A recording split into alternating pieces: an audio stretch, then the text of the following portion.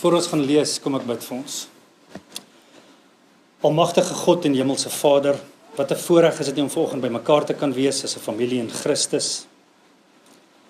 Here, dis uit U voorsiening uit dat elkeen van ons hier is vanoggend, Here, en hierdie boodskap wat ons gaan hoor, Here, het U bestem dat elkeen van ons dit hoor. Here, maak asseblief ons ore oop, ons geestelike ore oop, Here, dat ons kan verstaan.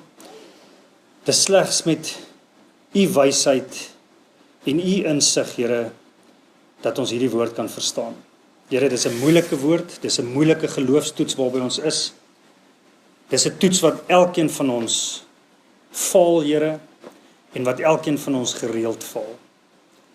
Here, seën ons asseblief dat ons hierdie woorde werklik sal verstaan, Here. Seën U eie woorde vanoggend, Here. Here, en seën my ook asseblief dat ek U woorde so sal gebruik dat U alleenlik verheerlik sal word. Amen. Ons gaan lees Jakobus 2 van vers 1 tot vers 13 en ek lees uit die woord van die lewende God. My broers, julle geloof in ons Here Jesus Christus, die Here van die heerlikheid, moet so wees dat julle nie iemand na die uiterlike beoordeel nie. As daar 'n man met goue ringe en pragtige klere by julle samekoms aankom, en daar kom ook 'n arme man met vuil klere aan, en julle kyk na die een met die pragtige klere en sê, sit u hier op 'n goeie plek, en vir die arme man sê julle, staan jy daar, of sit jy hier onder my voetbank? Het julle dan nie onder mekaar onderskeid gemaak, en regters met slegte oorwegings geword nie? Luister my geliefde broers, het God nie die armes in die wêreld gekies om ryk in die geloof te wees nie, en om erfgename te wees van die koninkryk wat hy beloof het aan hulle wat hom liefhet nie. Maar julle het die arme oneer aangedoen. Is dit dan nie die rykes wat julle uitbuit? En is dit nie hulle wat julle voor die gereg sleep nie? Is dit nie hulle wat die goeie naam belaster wat oor julle uitgeroep is nie? As julle wel die koninklike wet vervul, volgens die skrif, jy moet jou naaste lief hê soos jouself, doen julle goed. As julle egter mense volgens hulle uiterlike beoordeel, doen julle sonde en word julle deur die wet as oortreders aan die kaak gestel. Want wie die hele wet probeer onderhou, maar een wet oortree, is almal skuldig. Want hy wat gesê het, jy mag nie egbreek pleeg nie, het ook gesê, jy mag nie moord pleeg nie. As jy dus nie egbreek pleeg nie, maar wel moord pleeg, is jy 'n oortreder van die wet. Praat so en tree so op, asof julle deur die wet van vryheid geoordeel gaan word. Die oordeel is immers sonder ontferming oor hulle wat nie ontferming betoon het nie. Ontferming triomfeer oor die oordeel. Tot sover. Is jy onpartydig wanneer dit by mense kom? Of as ek die vraag anders te wil stel, gebruik jy die uiterlike van 'n mens om te bepaal hoe jy daardie mens gaan hanteer? Dit is die 4de geloofstoets wat Jakobus vir ons gee. Hoe hanteer jy mense volgens hulle uiterlike? Verlede week het ons die beginsel van hierdie toets vasgelê en ons het gesien dat God nie partydig is nie. Met ander woorde, God gebruik nie die uiterlike van 'n mens om te bepaal of hy genade gaan toon aan daardie mens nie. God gebruik ook nie die uiterlike om te bepaal of hy daardie persoon gaan seën of nie.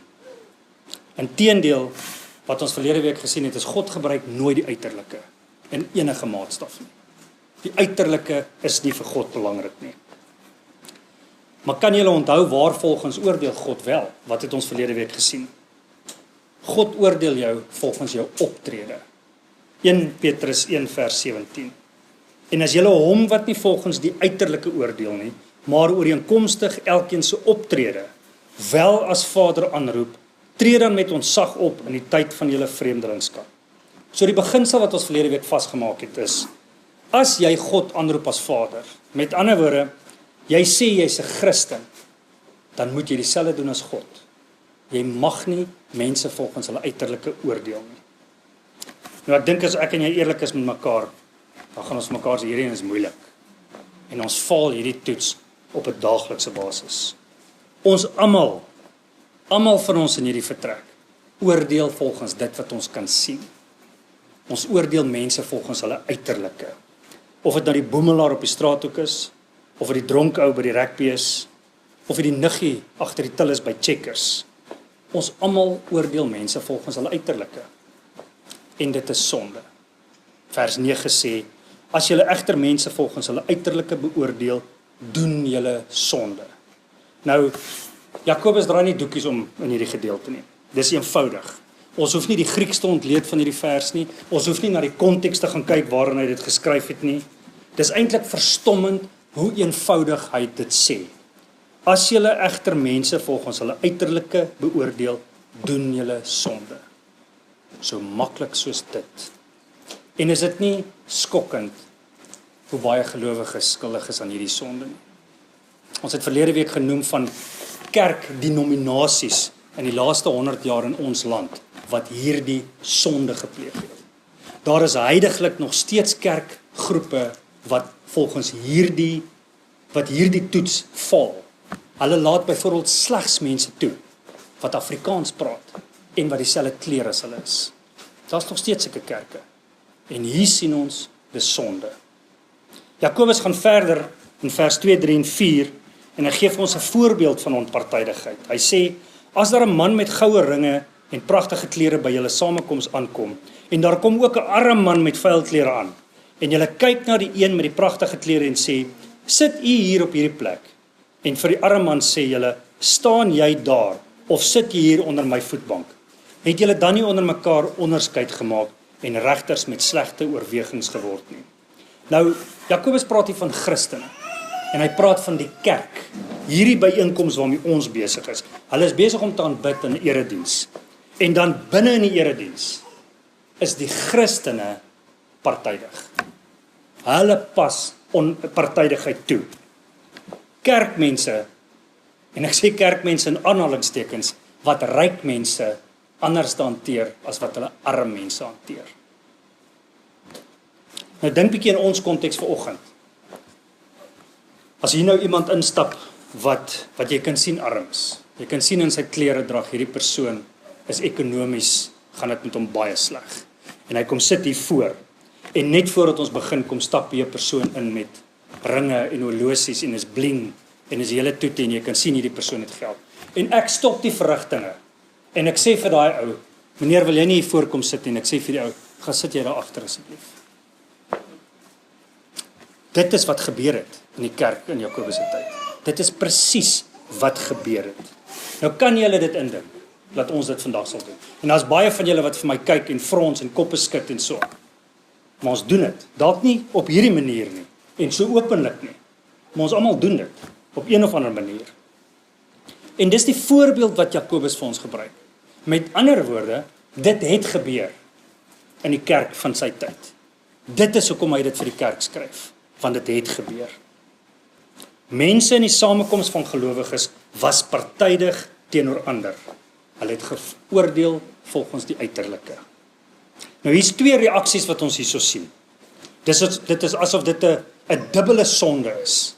Aan die een kant is dit, daar word afgekyk op die arm mens, en aan die ander kant is dit asof die ryk man verhewe word.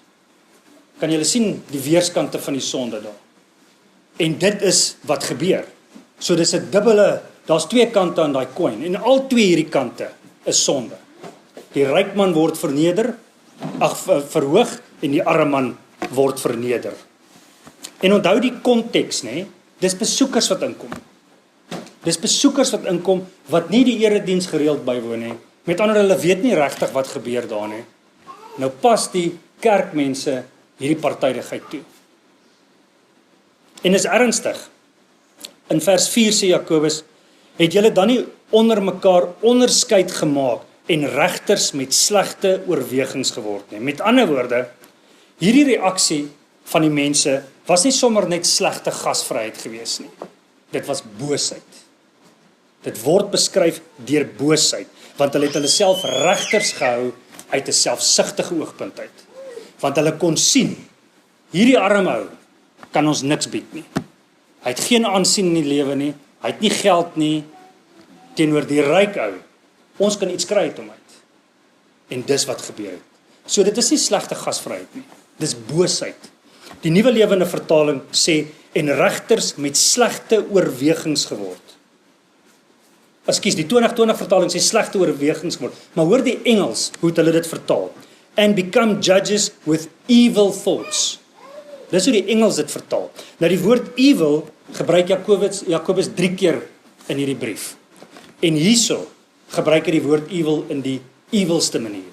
Die booste boos wat jy kan kry, is die manier wat hy hierdie aksie van partydigheid beskryf. And become judges with evil thoughts. Nou dink mooi wat hy hierso sê. Gelowiges hanteer arme mense so en ryk mense so. En dis wat boos is. Dis daai onderskeid wat boos is. En omdat hulle dit doen uit 'n selfsugtige oogpunt uit, want hulle weet hulle kan niks uit die arme man uit kry nie. En hulle weet hulle kan moontlik iets uit die ryk ou uit kry. Is dit die selfsugtigheid wat hulle dade, hulle gedrag motiveer. Met ander woorde, dis die hart wat boos is. Dis die kerkmense wat se harte boos is, want hulle kan iets uit die een uit kry en nie iets uit die ander uit nie. En dan behandel hulle die mense daarvolgens. Hulle gedrag is oppervlakkig en selfsugtig. En dan gaan Jakobus verder en hy wys sy lesers op die teenstrydigheid van hulle optrede. Vers 5, 6 en 7. Luister my geliefde broers, het God nie die armes in die wêreld gekies om ryk in die geloof te wees nie, en om erfgename te wees van die koninkryk wat hy beloof het aan hulle wat hom liefhet nie. Maar julle het die arme oneer aangedoen. Is dit dan nie die rykes wat julle uitbuit? En is dit nie hulle wat juis wat julle voor die gereg sleep nie? Is dit nie hulle wat die goeie naam belaster wat oor julle uitgeroep is nie? Nou eerste wat ons na kyk is die manier wat Jakobus hierdie verse begin. Luister my geliefde broers en dan nou susters. Hy's bekommerd oor hulle. Hy's werklik lief vir hierdie mense en hy's bekommerd oor hulle gedrag. Want hulle gedrag pas nie by hulle mondelingse belydenis nie. Hierdie twee kom nie by mekaar uit nie. En omdat hierdie twee nie dieselfde is nie, is hy bekommerd dat hulle geloof nie eg is nie. En dis die toets waarmee ons besig is. En dis die hele brief van Jakobus. Is jou geloof in Jesus Christus eg? So hy's bekommerd oor hulle. En hy skryf hierdie brief, hierdie vermaningsbrief uit 'n liefdesoogpunt uit. Luister my geliefde broers, het God nie die armes in die wêreld gekies om ryk in die geloof te wees nie. Nou hierdie mense van wie hy hier praat, is nie mense wat arm van gees is nie. Dis nie mense wat ongelowig is nie. Dis mense wat ekonomies arm is. Hulle het nie geld nie. Dit is waaroor dit hier gaan. Hulle het geen aansien in hulle lewe nie. So hulle kan jou niks bied nie. Dis van hulle wat hy hier skryf. En net so vir die van julle wat nou hier sit en dink dit is dalk jy. Nie iemand in hierdie vertrek is arm nie. Hier's nie een persoon in hierdie vertrek wat arm is soos wat hierdie mense arm was nie. Want almal van ons wat hier sit, eet ten minste 1 keer op 'n dag. Meeste 2 keer, byna almal 3 keer en dan is daar van ons wat meer as 3 keer op eet. Ons is ryk wanneer dit kom by die standaarde van daardie arme mense. So dis nie met ons wat hy hier praat nie. Maar dit is die arme mense van wie hy hierso praat. Hy praat van mense wie God hoofsaaklik gekies het deur kerkgeskiedenis.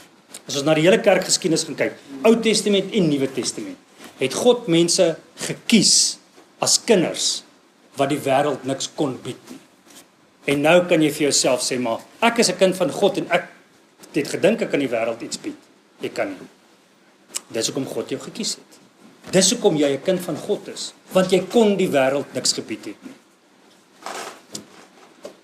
Die grootste meerderheid van mense wat God deur kerkgeskiedenis gekies het, was arme mense gewees wat die wêreld niks kon bied nie, en dan het God hulle gebruik om die wêreld te verander.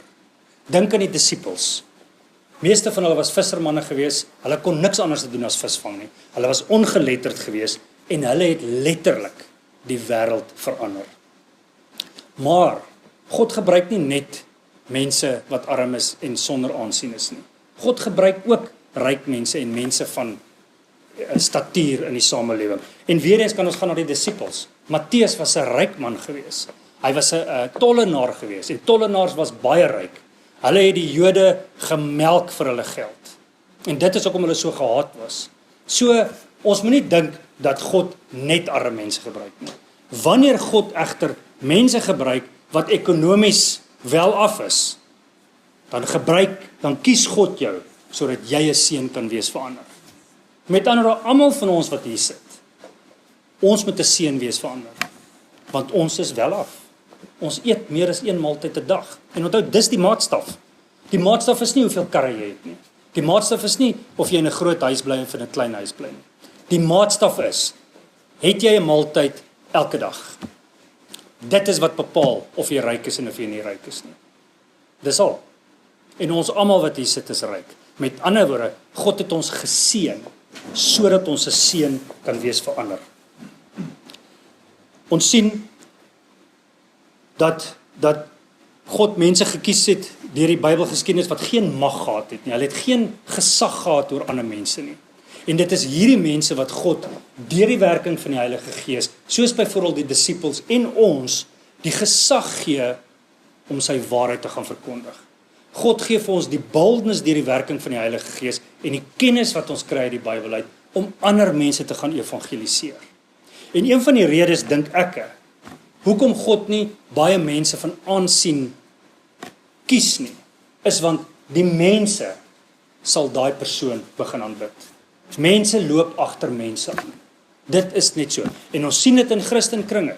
Ons sien hierdie leraars van megakerke. Hulle het duisende en duisende en duisende mense wat agter hulle aanloop. En wanneer daai ou weg is, dan is die kerk leeg. Dit gaan dan oor die mens. En dit is hoekom God die eenvoudiges gebruik. So ons wat hier sit is eenvoudig is. En ons moet dankbaar wees daaroor. Want dit het deel bygedra daartoe dat God genade aan ons getoon het. Julle sal onthou in Matteus 19 vers 23 sê Jesus, 'n ryke sal moeilik in die koninkryk van die hemel ingaan. Want die meeste ryk mense is arrogant. Die meeste ryk mense dink nie hulle het 'n redder nodig nie. Maar ons eenvoudig is, deur die genade van God weet ons het 'n redder nodig. Ons sien dat Jesus gewone mense gekies het om die evangelie te verkondig. So wat Jakobus hier vir ons sê is, dat die kerkmense van sy tyd het afgekyk juis op daardie mense wie God gekies het. Die armes en die eenvoudiges. En hier kom 'n arm en 'n eenvoudige persoon in die kerk in, en die kerkmense kyk af op hom. En dan aan die ander kant, die ryk mense wat buite die kerk die Christene vervolg het, kom in die kerk in en ewe skielik hewe hulle hom op. Hoor in vers 6 en 7 is daar twee vrae wat Jakobus vra. Hy sê, is dit dan nie die rykes wat julle uitbuit? En is dit nie hulle wat julle voor die gereg sleep nie? Is dit nie hulle wat die goeie naam belaster wat oor julle uitgeroep is nie? Kan julle die teenstrydigheid sien hierso? Ons sien in kerkgeskiedenis een manier wat God werk, en dan kom die kerkmense en hulle wil op 'n ander manier werk. Absoluut teenstrydig met dit wat ons sien. En die vraag wat hy vra is baie interessant. Ons moet fyn oplet na die twee tipe vrae wat hy vra. Want hy verwys na die gedrag van mense toe. Hy sê, is dit dan nie die rykes wat julle uitbuit? En is dit nie hulle wat julle voor die gereg sleep nie? Is dit nie hulle wat die goeie naam belaster wat oor julle uitgeroep is nie? Dis die gedrag wat Jakobus hiervan praat, van hierdie ryk mense. Ons kan dit vrug ook noem. So buite die kerk is die mense se gedrag of hulle vrug, lyk dit anders as binne die kerk. Skynheiliges. Dit is spesifiek waarna Jakobus hier verwys. Skynheiliges. Mense wat met hulle monde bely, hulle glo in Christus, maar met hulle lewens wys hulle vir ons iets heeltemal anderste. So kan julle sien hoe verkeerd was die kerk gewees deur om mense volgens die uiterlike te oordeel. En soos ek reeds gesê het, dis presies wat ek en jy doen. Dis presies wat ons doen. Ons oordeel mense volgens die uiterlike. En in die kerkkonteks van ons vandag, as ons dit na ons toe bring, is hierdie geweldig belangrik. Dit is geweldig belangrik om nie volgens die uiterlike te oordeel nie, maar ons moet mekaar se gedrag oordeel. Onthou, daar's 'n verskil. Daar's 'n verskil om mekaar se gedrag te oordeel as om die uiterlike te beoordeel. Julle moet my oordeel volgens my gedrag. Julle moet my gedrag toets teen die woord van God. Julle moet kyk, my gedrag, stem dit ooreen met dit wat ek verkondig. Dis wat julle moet doen. Dis baie belangrik. Elke persoon wat in 'n kerk is, elke kerklidmaat, moet sy of haar leraar se gedrag toets teen die woord van God. En dan moet ek julle gedrag toets. Dis deel van my werk, my verantwoordelikheid, my rol as herder van die gemeente. Ek moet jou gedrag toets. Ek moet kyk of jou gedrag ooreenstem met dit wat die woord van God sê. En net soos wat julle my moet aanspreek as my gedrag nie reg is nie, so moet ek julle aanspreek as julle gedrag nie reg is nie. Onthou nie uiterlike nie. Nie hoe jy lyk of hoe ek lyk nie, maar ons gedrag. Die vraag is, preek ek wat julle wil hoor, of preek ek wat julle moet hoor, wat die woord van God sê? Al maak die waarheid julle ongemaklik. Al sit julle partykeer daar en dit voel of jou sitplek begin warm word. Al preek ek die waarheid en die daag net 5 mense op, hou ek aan om die waarheid te preek, of verander ek die boodskap om siele in die stoele te kry? Dis wat julle moet meet. Dis daai gedrag wat julle moet meet aan my. En vandag se kerk het hierdie oordeel nodig. Ons moet mekaar se gedrag oordeel. En dis die gedrag wat die eerste kerk vir wie Jakobus geskryf het, nie geoordeel het nie. Hulle het die uiterlike geoordeel. Hulle het geoordeel hoe die mense lyk. En dis die probleem. En dis teenstrydig. Dis teenstrydig met wat ons sien in die woord. In vers 8 tot 11 kom Jakobus dan die rede hoekom partydigheid sonde is. Hy sê, as julle wel die koninklike wet vervul, volgens die skrif, jy moet jou naaste lief hê soos jouself, doen julle goed. As julle egter mense volgens hulle uiterlike beoordeel, doen julle sonde en word julle deur die wet as oortreders aan die kaak gestel. Want wie die hele wet probeer onderhou, maar een wet oortree, is aan almal skuldig. Want hy wat gesê het, jy mag nie egbreek pleeg nie, het ook gesê, jy mag nie moord pleeg nie. As jy dus nie egbreek pleeg nie, maar wel moord pleeg, is jy 'n oortreder van die wet. Die koninklike wet waarvan Jakobus hier praat, is die hoogste gesag waaronder ek en jy as gelowiges is. En dis die Bybel, die woord van God. My en jou hoogste gesag is nie die landswet nie. My en jou hoogste gesag is die woord van God. En dan sê die woord van God vir jou, onderwerp jouself aan die landswette, solank as wat die landswette nie vereis dat jy sonde doen nie.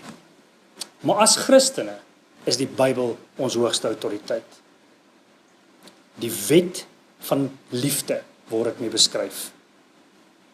Jy moet jou naaste lief hê soos jouself. Dis die wet. Jakobus gee vir ons net hierdie wet as 'n voorbeeld. Jy moet jou naaste lief hê soos jouself. Nou hierdie selfliefde waarvan hy praat, is nie die wêreldse selfsugtige liefde nie. Dis die arrogante liefde wat jy dink jy is die mooiste en die slimste en die rykste nie. Dis nie daai tipe liefde nie. Dis ook nie die liefde wat jy dink jy verdien iets beter nie. Dis nie hierdie liefde nie. Dis ook nie die tipe liefde wat jy dink jy's 'n koelhou, almal moet goeders vir jou doen nie. Dis glad nie dit nie. Daai liefde wat ek nou genoem het, is nie Christus liefde nie. Selfliefde verwys na jou eie sorg toe. As jy in die oggend opstaan, dan gaan borsel jy jou eie tande en jy was jou eie gesig. En as jy honger is, dan gee jy vir jouself iets om te eet en jy kry iets om te drink. Jy voorsien aan jou eie basiese behoeftes. En dis die liefde waarvan hy praat. Met ander woorde, jy moet jou naaste lief hê soos jouself. Beteken deur om uit liefde uit na die basiese behoeftes om te sien van jou naaste. En dis die liefde waarvan in die Bybel gepraat word. Efesiërs 5 vers 29 sê, niemand het nog ooit sy eie liggaam gehaat nie. Inteendeel, hy voed en koester dit. En dit is hier met hierdie liefde, met voeding en koester, waarna ons na mekaar moet omsien. Paulus beskryf dit so in Filippense 2. Maak dan my blydskap volkome deur eengesind te wees. Een in liefde, een van gees, een in denke. Deur nie iets uit selfsug of ydelheid te doen nie, maar in nederigheid die een na die ander hoër te ag as homself. Naaste liefde sien om na die mense om jou. Maak nie saak hoe hulle lyk nie. maak glad nie saak nie. 1 Johannes 4 vers 8 staan daar: wie nie lief het nie, het God nie leer ken nie, want God is liefde. En dan sê vers 11: geliefdes, as God ons so lief gehad het, behoort ook ons mekaar so lief te hê. Dis weer eens die beginsel wat ons in vers 1 gesien het. Maar hierdie liefde, waarvan Jakobus hier praat, begin hierso. Dit begin hier in die kerk. Ek en jy moet eers lief wees vir mekaar. Ons moet eers lief wees vir ons gemeenskap van heiliges. En dan sal ons leer hoe om lief te wees vir ongelowiges buite die kerk. Jy kan nie lief gaan probeer wees vir ongelowiges as jy nie eers lief kan wees vir gelowiges nie. Jy kan nie, want jy gaan nie weet watter liefde om aan hulle te gee nie. So hierdie is 'n geweldige belangrike punt. Weereens liefde vir ons as 'n gemeenskap van heiliges. En wat ons sien hierso in vers 8 sê hy: as julle wel die koninklike wet vervul volgens die skrif, jy moet jou naaste lief hê soos jouself, doen julle goed. Met ander, dit wys weer eens vir ons na gedrag. As jou gedrag volgens dit is wat die woord ons leer, dan doen julle goed. Nou Jesus gaan nie eendag vir jou sê, wel gedaan my getroue diensknegt, omdat jy talentvol was en jy het jou talente gebruik in die kerkie. Jesus gaan ook nie vir jou gesê, wel gedaan my getroue diensknegt, omdat jy elke maand 'n geldjie vir die kerk gegee het. Glad nie. Jesus sal slegs vir jou sê, wel gedaan my getroue diensknegt, as jy lief was vir hom, en as jy lief was vir jou medegelowiges. Dis al. Onthou julle toe die wetsgeleerdes vir Jesus probeer vasvra, toe vra hulle vir hom, wat is eers die grootste gebod? Toe sê hy vir hulle, jy moet die Here jou God lief hê, met jou hele hart, met jou hele siel, en met jou hele verstand. Jy moet lief wees vir hom. Dit is die belangrikste en die eerste gebod. En die tweede gebod wat hieraan gelyk staan, jy moet jou naaste lief hê soos jouself. Jy moet vir die mense om jou lief wees. Het gaan oor gedrag. Die Christen geloof gaan oor verhoudings, en dis gedrag.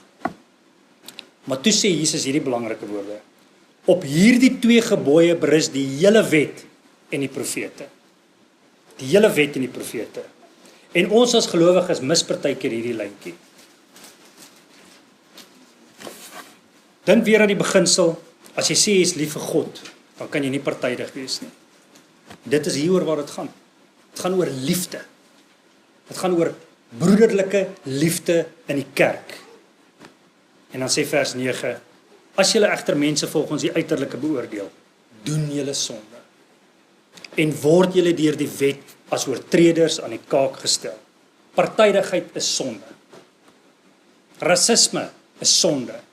Om af te kyk op arme mense is sonde. Om af te kyk op ander mense omdat hulle 'n ander taal praat as jy, is sonde. Dis sonde. Daar's niks meer wat ek oor hierdie vers kan sê, behalwe as om te sê, dit is sonde nie. As jy partydig is op enige manier, doen jy sonde teenoor 'n heilige God. En soos ek in die begin gesê het, ons is almal skuldig hier. Ons het die genade van God nodig hier. In vers 10 en 11 wys Jakobus vir ons die beginsel, dat as jy een wet nie kan onderhou nie, dan verbreek jy die hele wet. Hy sê, want wie die hele wet probeer onderhou, maar een wet oortree, is aan almal skuldig. Want hy wat gesê het, jy mag nie egbreek pleeg nie, het ook gesê, jy mag nie moord pleeg nie. As jy dus nie egbreek pleeg nie, maar wel moord pleeg, is jy 'n oortreder van die wet.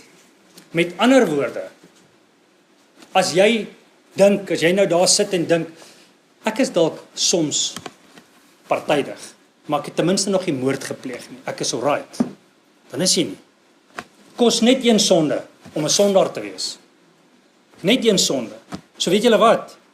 Almal van ons is sondaars. Almal van ons wat hier sit, het vanoggend vandat jy wakker geword het tot nou toe al gesondig.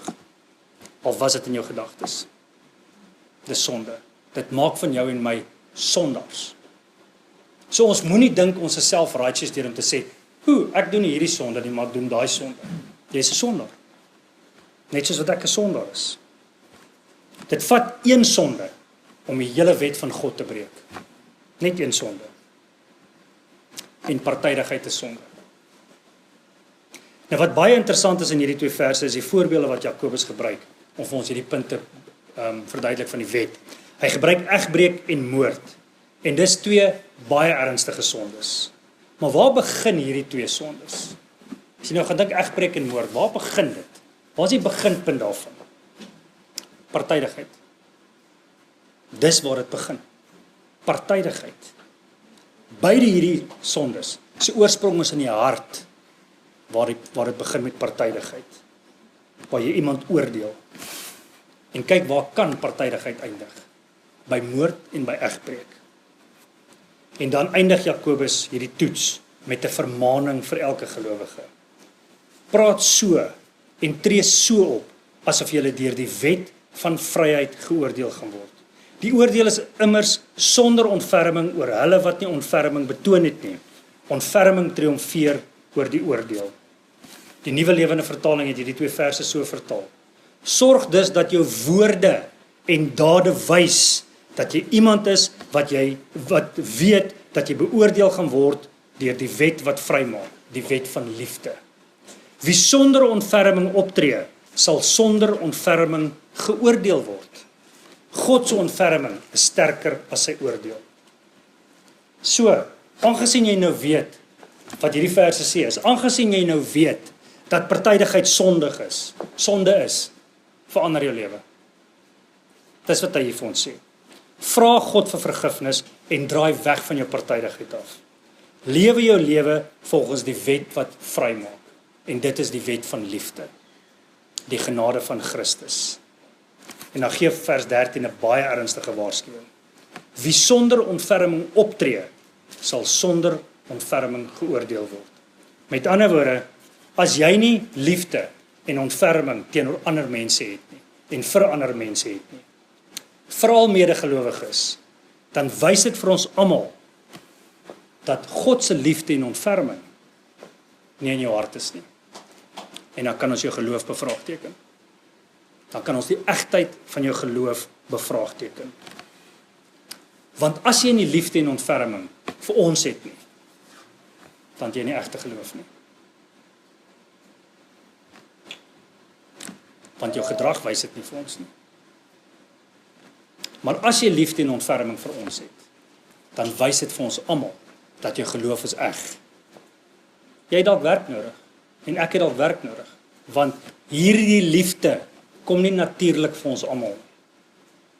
Ons almal het nie natuurlike opofferende liefde nie.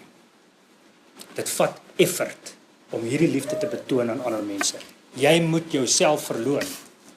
Wanneer jy hier instap en jy word deel van die gemeenskap van heiliges, dan gaan dit nie meer oor jou nie. Dit gaan nie meer oor jou nie. Dit gaan oor die persoon wat langs jou sit, en die persoon wat agter jou sit en die persoon wat voor jou sit. Dit gaan nou oor hulle. Alles in hierdie gemeenskap van heiliges gaan oor ander mense. En as ons almal hierdie liefde teenoor mekaar bewys, dan is kerk hemel op aarde, soos wat Christus dit beplan het en bedoel het. En dan ontferming triomfeer oor oordeel. Wat dit beteken is, God sal aan jou liefde en ontferming toon as jy liefde en ontferming toon aan ander mense. Wat hierdie vers vir ons sê is, God se liefde en ontferming is voorrang bo sy toornigheid. Wanneer God aan jou genade toon en jy is 'n kind van God, dan is God se toornigheid geblus teenoor jou. Dan is God se liefde en ontferming in oorvloed, word dit in oorvloed uitgestort oor jou. Maar as jy nie liefde en ontferming teenoor mense om jou het nie, dan is God se toornigheid bo die liefde en ontferming. As jy enige mens anders te hanteer, omdat hy of sy arm is, of omdat hulle ryk is, of omdat hulle nie dieselfde praat nie, of omdat hulle ander velkleur as jy het, doen jy sonde. Dan is daar krake in jou geloofslewe as jy 'n kind van God is. En dan moet jy dit bely voor God. Jy moet vergifnis vra en jy moet wegdraai daarvan af. Want jy kan nie aan die een kant sê, ek is 'n kind van God, en aan die ander kant sê, ek is partydig nie, en jy hanteer mense anderste nie. Partydigheid is nie deel van God se karaktereienskappe nie. So moet dit ook nie deel wees van die kind van God se karaktereienskappe nie. En ek dink julle almal sal saamstem met my. As dit nie vir God se genade was nie, was almal van ons diep in die moeilikheid hierso. Baie, baie, baie diep in die moeilikheid. Ek en jy moet lief wees vir mekaar, met opofferende liefde. Maak nie saak hoe ons lyk nie. Maak nie saak wat is ons omstandighede nie. Die buitekant moet geen invloed hê op ons liefde nie, vir mekaar nie. En dan eers sal ons weet hoe die wêreld die buite lief te hê. Ons gaan nie die wêreld die buite, ons gaan geen impak hê op die wêreld die buite, as ons nie impak op mekaar se lewens het nie. En ek en jy weet, ons bly in 'n donker omgewing. Dis geestelik donker hier buite. Maar ons moet hier oefen. Hierdie is ons oefenplek waar ons kan oefen om vir mekaar lief te wees en om ontferming aan mekaar te toon. Dan sal ons weet hoe om dit daar buite te doen. Vat hierdie week en gaan ondersoek jou eie hart. Gaan toets jou eie geloof teen hierdie geloof. En terwyl jy dit doen, prys die Here vir sy genade oor elkeen van ons se lewens. Kom ons bid saam. Here, van die 4 toetse wat ons al reeds in Jakobus gedoen het, is hierdie seker die een wat die hardste tref, Here. Want van ons volhard deur beproewinge, Here. Ander val weer nie met versoekinge nie. En die is van ons wat U nog nooit blameer het as ons sonde doen, Here. Maar almal van ons is partydig op sekere plekke in ons lewe. Here, en ek wil vanoggend vir U vra, vergewe ons daarvoor asseblief, Here. Here, seën elkeen van ons dat ons eie harte sal ondersoek. Here, dat ons van die partydigheid ontslae sal raak. Here, seën ons gemeente asseblief dat ons as 'n gemeente gesamentlik sal bid hieroor, Here, dat ons vir mekaar sal bid. Here, dat ons sal groei in hierdie saak. Dat ons sal lief wees vir mekaar, Here, dat ons sal opoffer vir mekaar, Here, sodat ons kan leer hoe om dit aan die ongelowige mense te doen al buite. Here, want wanneer ons lief is vir mekaar, sal die wêreld inkyk na hierdie gemeente toe en sê, God is daar. Here, en dit is dit wat U gebruik om verlore siele te lok. Gebruik ons, Here. Here, gaan met elkeen wat hier sit hierdie week en soos wat die skrif sê in Maleagi, brand ons, Here, brand die onsuiverhede uit ons uit. Here, brand al die partydigheid uit ons uit. Gebruik wat U ook al moet gebruik, Here, om ons harte te suiwer, sodat U ons kan gebruik tot U verheerliking. Here, ons vra dit in U wonderlike seun Jesus Christus se naam. Amen.